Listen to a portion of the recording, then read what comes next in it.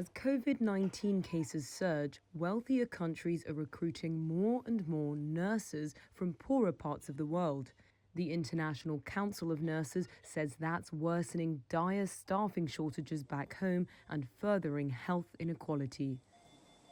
The federation represents 27 million nurses and 130 national organisations. Howard Catton is the CEO. I really fear that this quick fix solution, it's a bit similar to what we've seen with PPE and with vaccines as well, where rich countries have used their economic might to buy and to hoard. And if they do that with the nursing workforce, it will just make the inequity even worse, the shortages worse for many of those countries who are losing their nurses. There was a global shortage of 6 million nurses even before the pandemic. Nearly 90% of those shortages were in low and lower middle income countries, according to ICN data. To plug the gap, Western countries have been hiring army personnel, volunteers and retirees.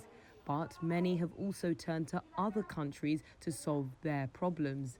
Catton says issues lie with recruiting but not training nurses.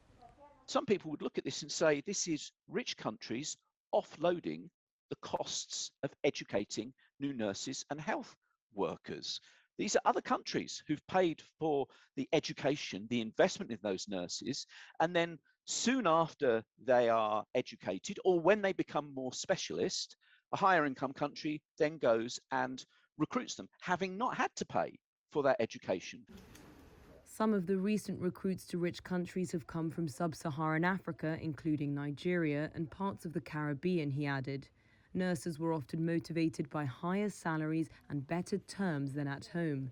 This process was also being facilitated by giving nurses preferred immigration status, according to the ICN. The legacy of COVID, I believe, is highly likely to be a global health workforce crisis. And like with the pandemic, we can't address that one country on our own. We need a coordinated, collaborative, concerted global effort, which is underpinned by serious investment, not just the warm words, the platitudes, and the applause.